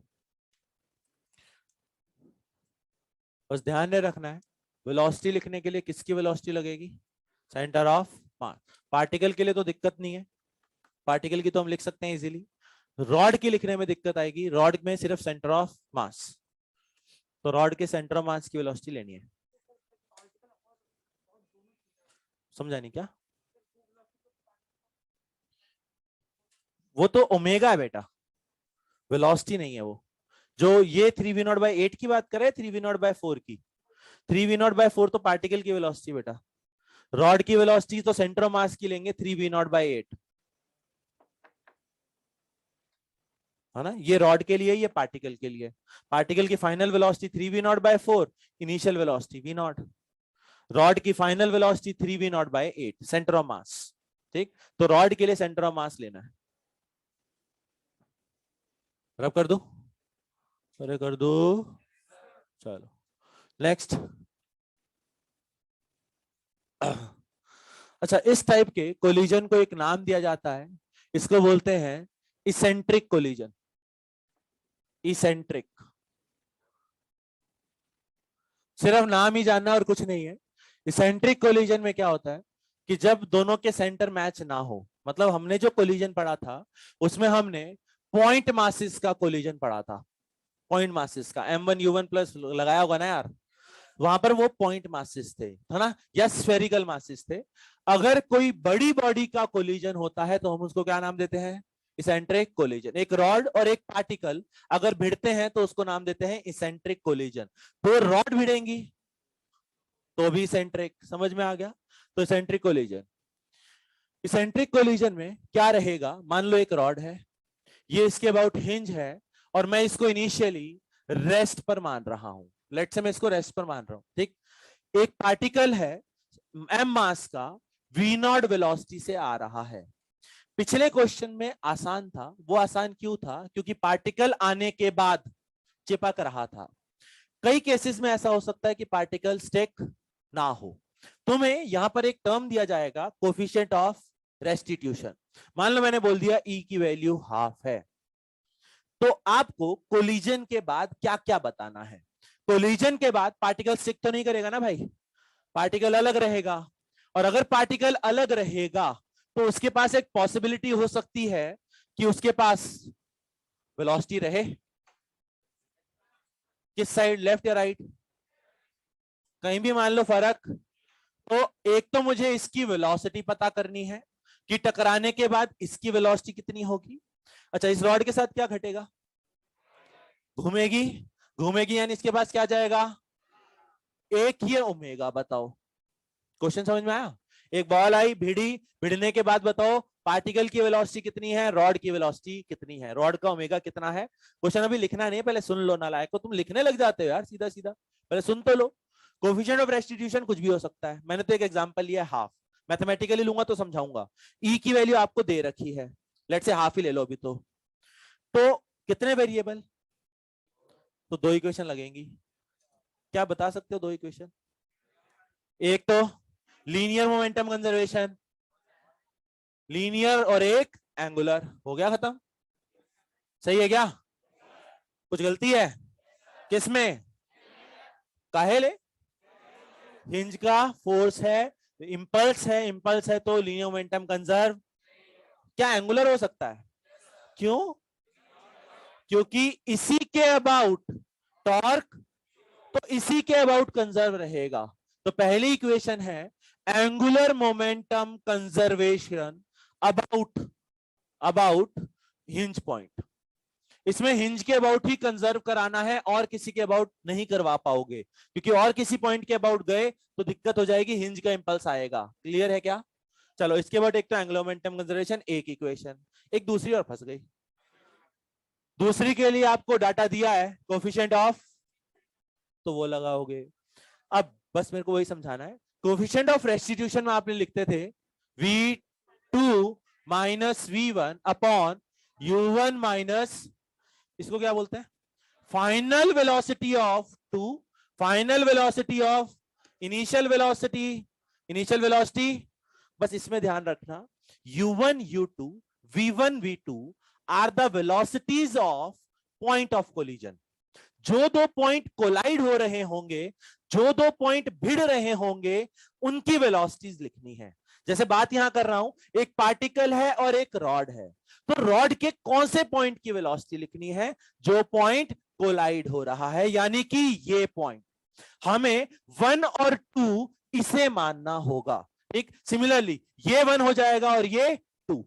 तो v1 v2 u1 u2 v1 v2 u1 and u2 are velocities of points of collision. जो भिड़ रहे होंगे उन्हीं की वेलोसिटी लिखनी है और किसी की मत लिख देना. सेंटर ऑफ मास की तो बिल्कुल भी नहीं. समझ में आ गई बात? सेंटर ऑफ मास की कब लेनी है? जब लीनियर मोमेंटम लिखना हो. जब लीनियर मोमेंटम लिखेंगे तब हमें सेंटर ऑफ मास की वेलोसिटी लिखनी है, वरना ई में पॉइंट ऑफ कोलिजन की वेलोसिटी लिखनी है. समझ में आ गई बात? तो अगर मान लो ये एग्जांपल मैं ले लेता हूं, L1 है, फॉर एग्जांपल L1 डिस्टेंस है, तो बता सकते हो क्या कि यहां वैल्यूज क्या क्या रखूंगा? ई की वैल्यू हाफ को किसके बराबर रखूंगा? V2 मतलब 2 की फाइनल, 2 मैंने इसको माना है, 2 की फाइनल वेलोसिटी ओमेगा L1, इसकी वेलोसिटी ओमेगा L1 आ जाएगी. क्लियर है क्या?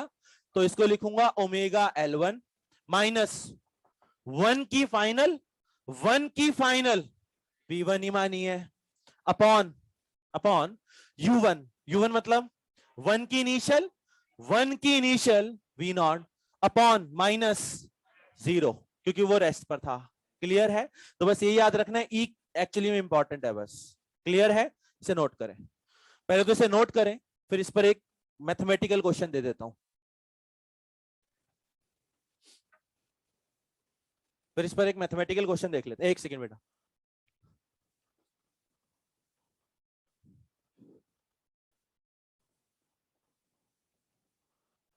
हाँ बोल.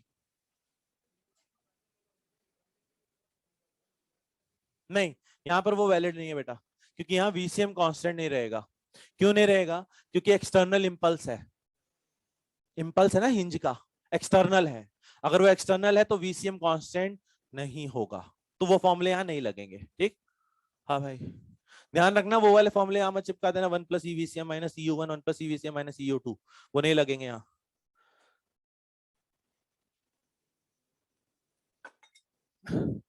एक लॉस वाला भी लिखवाया होगा, half mu v relative square into 1 minus e square, वो भी नहीं लगेंगे. कोलिजन वाला कोई भी फॉर्मूला यहाँ नहीं लगेगा. ये दो चीजें लगेंगी जो आपके सामने लिखी हुई हैं.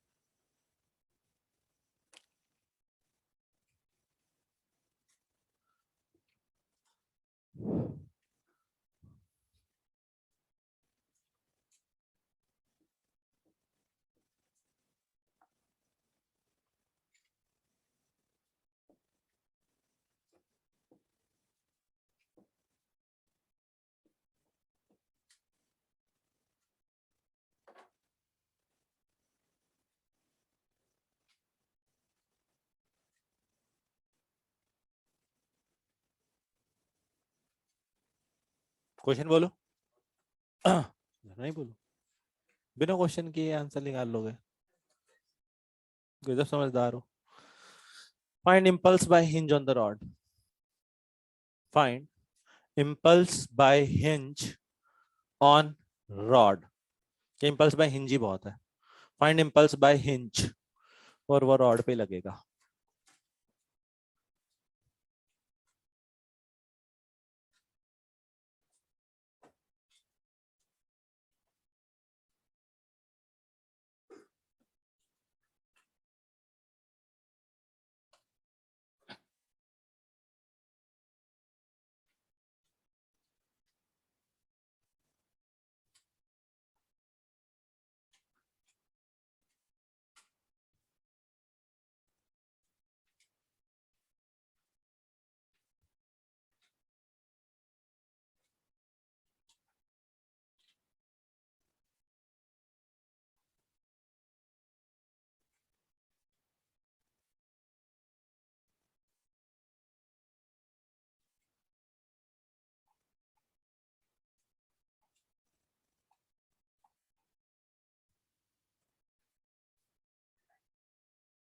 Values V naught L by 4 E की वैल्यू हाफ. रॉड रेस्ट पर है इनिशियली.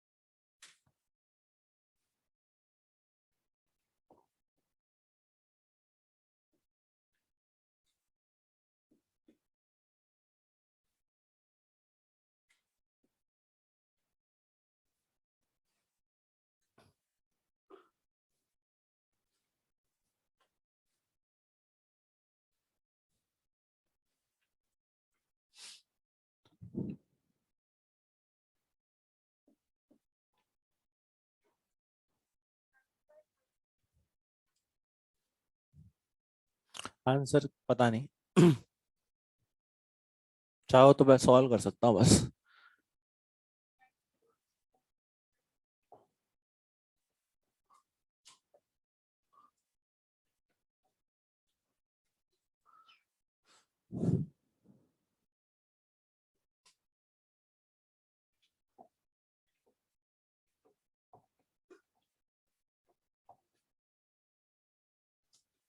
कृपया अगर बातें ना करें.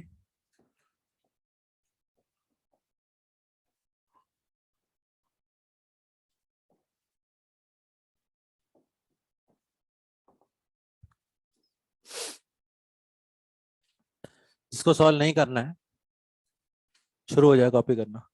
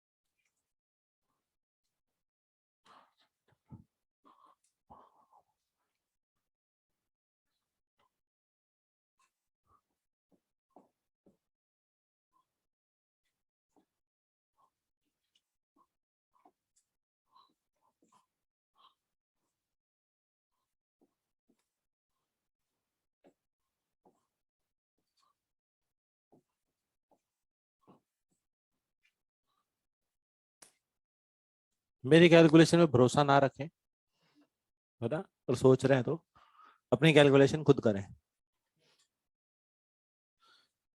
डाटा अच्छा नहीं है यार. क्या करें अब. मर गया. कुछ नहीं करते. 3 ω L minus 4 V1 76 V0 by 43. 3 ω L is equals to 2 V0 plus 76 V0 by 43. 3 ω L is equals to, please बातें ना करें तो, 86 92 162 V0 by 43. कुछ कट रहा है क्या. हाँ कट जाएगा. Omega l equals to 54 V0 by 43L.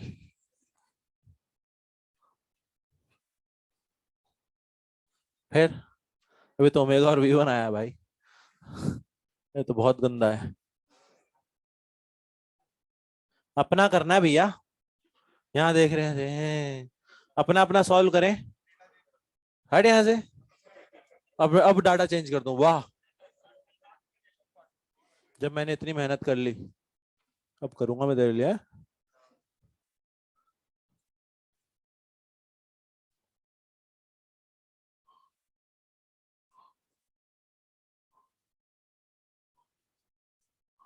कृपया कर बातें ना करें भाई. अरे यार क्यों कर रहे हो?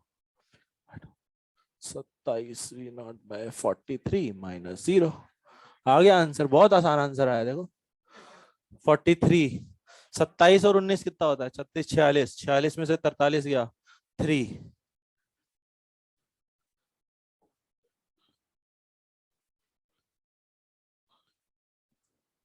चेक करें, कोई दिक्कत हो तो दोबारा अपनी कैलकुलेशन चेक करें। तो गलती कर दी क्या? यार ऐसे मत डरा यार, बहुत मेहनत की है भाई। शुरू करो समझाना। अच्छा कर रहे हो, अपना करो एक बार फटाफट। आप चेक करें एक बार। किसी का मैच हो रहा है क्या? फिर ठीक है तुम्हारे लिए।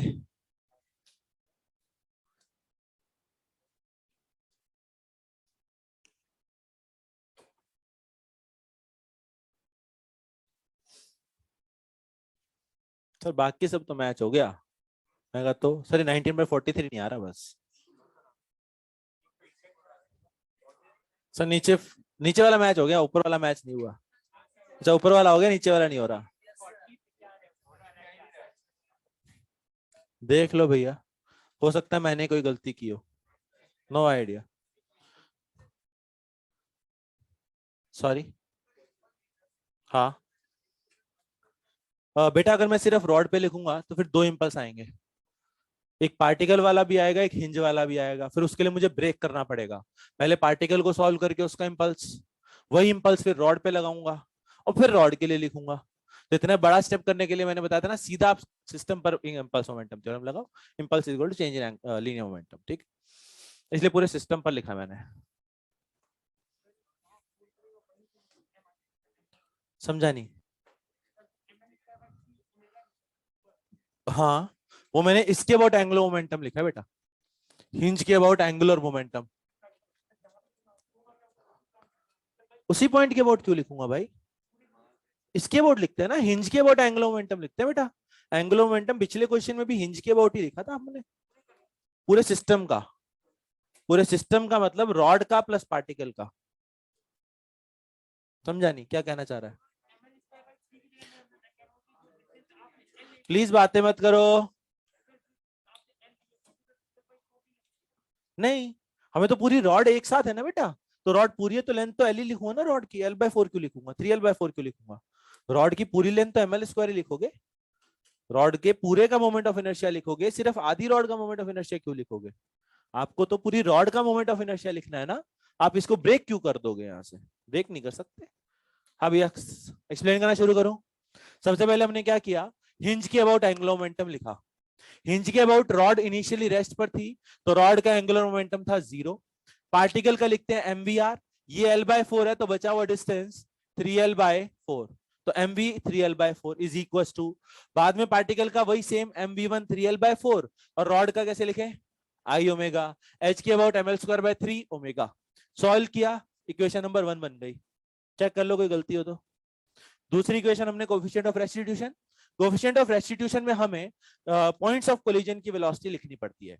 पॉइंट्स ऑफ कोलिजन मैंने इसको 1 बोला, इसको 2 बोला, तो ये 1 हो जाएगा और ये 2। सबसे पहले हमें लिखना होता है V2। V2 मतलब 2 की फाइनल। तो 2 की फाइनल यानी इस पॉइंट की फाइनल। इस पॉइंट की फाइनल कैसे लिखे? रेडियस है 3L/4, तो इसकी वेलोसिटी हो जाएगी 3L/4 into omega, minus 1 point की फाइनल है V1 अपॉन 1 पॉइंट की initial V0 U1 minus U2, U2 0। इसको सॉल्व किया तो इक्वेशन नंबर 2। इक्वेशन 1 2 को यहां पर सॉल्व किया हुआ है, वहां से V1 पता लग गया। V1 को दोबारा पता नहीं कौन सी इक्वेशन में रखा है, इसमें रखा है, इसमें रखा है, तो ओमेगा पता लग गया।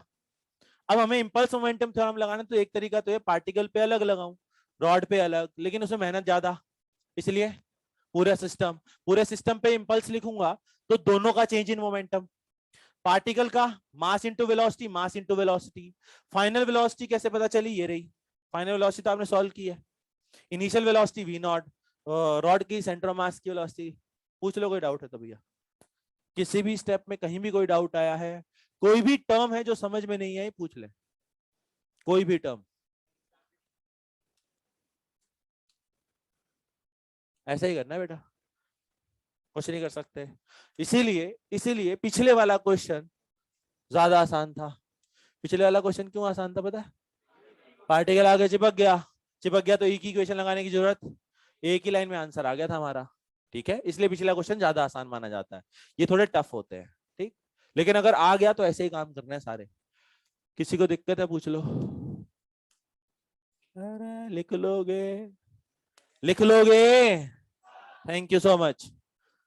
फटाफट लिखो, फिर हेडिंग डाल लो।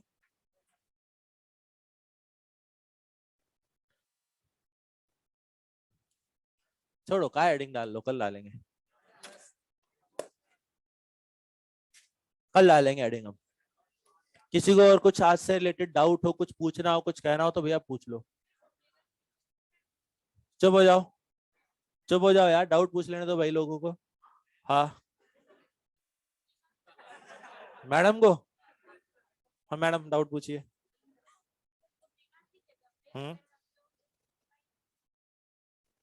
वी किसका? बेटा हर पॉइंट का वी अलग अलग होता है, किसका वी मानोगे? इसीलिए हम ओमेगा मानते हैं, क्योंकि हर पॉइंट का ओमेगा सेम होता है, वी सेम नहीं होता। इसलिए हम रॉड में, रिजिड बॉडी में ओमेगा एज्यूम करते हैं, ठीक।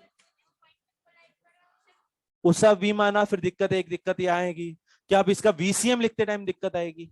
वीसीएम लिखने के लिए तो ओमेगा निकालना ही पड़ेगा ना। इतनी मेहनत करने से बढ़िया है सीधा ओमेगा ही मान लो। हाँ भाई,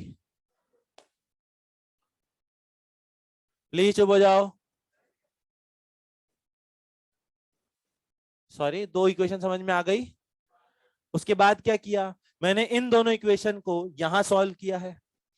कैसे किया? पहली इक्वेशन को शायद 3 से मल्टीप्लाई किया, दूसरी इक्वेशन को 4 से मल्टीप्लाई किया और दोनों को सब्ट्रैक्ट कर दिया। वहां से मुझे V1 मिल गया, V1 को दोबारा यहां रख दिया तो ओमेगा मिल गया। फिर चेंज इन मोमेंटम, देख ले आराम से, ठीक। हाँ भैया, और कुछ? खड़े होके बोला कर, आवाज नहीं आती। हाँ, तुम अगर पीछे भी मान सकते हो, कोई दिक्कत नहीं है, बैठ जाओ। अच्छा इसमें अच्छा ये सुन लो, अरे चीज सुन लो भैया। इसमें V1 आप चाहो तो पीछे मान सकते हो, लेकिन पीछे मानने पर बहुत गलतियां होती हैं। पीछे मानने पर बहुत गलतियां क्या होती है, बहुत सी जगह माइनस आ जाएगा। ये जैसे ही इसको पीछे माना, एक माइनस यहां आएगा एंगुलर मोमेंटम में, क्योंकि डायरेक्शन बदल गई। पहले वेलोसिटी राइट साइड है, वेलोसिटी लेफ्ट साइड है, तो एंगुलर मोमेंटम की डायरेक्शन पलटेगी, इसलिए एक माइनस यहां आएगा, एक माइनस यहां आएगा, यहां प्लस हो जाएगा। तो उससे बचने के लिए कोशिश हमेशा यही किया करो कि सेम डायरेक्शन मान लो। कोशिश हमेशा ये करो, क्योंकि जैसे ही उल्टा मानोगे हर जगह माइनस साइन बदल जाएगा। समझ में आ गया? हाँ भाई, सॉल्व करने पर भी माइनस ही आएगा फिर। हाँ भैया, पूछना है तो रोगे तो नहीं? रेस सीट दिखा दो भैया कोई।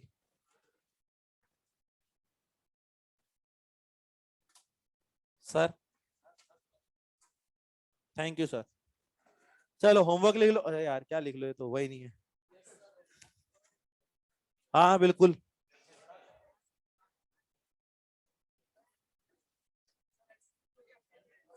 ओवन में भी कुछ नहीं है ले। अच्छी किस्मत लग रही है तुम लोगों की आज। एचसीवी तो देंगे, एचसीवी तो लास्ट ऑप्शन है हमारा। O2 वोटू नहीं करवा रहे क्या सर तुम्हें? लास्ट में करा, लास्ट में करा देंगे। आप क्या करा दो, सारे आप ही बता देना कल आके। सीधा ये बोलो ना, जी एडवांस भी नहीं करानी, तो कराना क्या है? अरे ओ, चलो इसमें फिर कुछ स्पेसिफिक क्वेश्चन ही देख लेते हैं। छोड़ो ना सर, छोड़ो ना सर।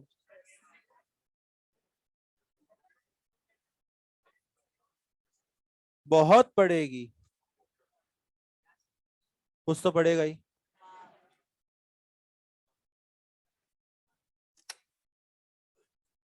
कर तो सकते ही हो। रेस 61, रेस 61 1 से 5। अरे वो 59 सारे मेरे को बताने हैं, मुझे पता है ना। राहुल सर होंगे तो फिर भी ना बताएं, मुझे तो सारे बताने पड़ेंगे। रेस 61 सारे बता देते हैं वो। गजब नालायक हो मतलब तुम, हो ही नालायक है। रेस 61 1 से 5। सर है तो सही, कभी घमंड नहीं किया हमने। रेस 58 था, 59 में कर ही लो। अरे बता रहा हूं। क्वेश्चन नंबर 1 2 सारे मुझसे पूछोगे यार। 5 से 10, 5 से 10, 1 2 5 से 10, 3 4 नहीं करना मतलब। और HCV में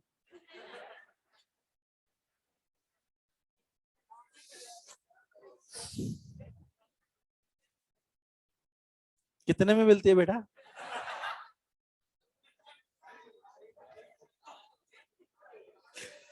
अरे यार, समझ रहा हूं मैं। क्वेश्चन नंबर लिखना स्टार्ट करो, फिक्स ही देने पड़ेंगे। 30, 31, 32, 30, 31, 32। पूछा क्या है इसमें? 33, 34, 35, 36, 38, 39, 40, 40 बहुत है। टिल 40। चलो bye, good night, happy journey, see you, सो जाओ।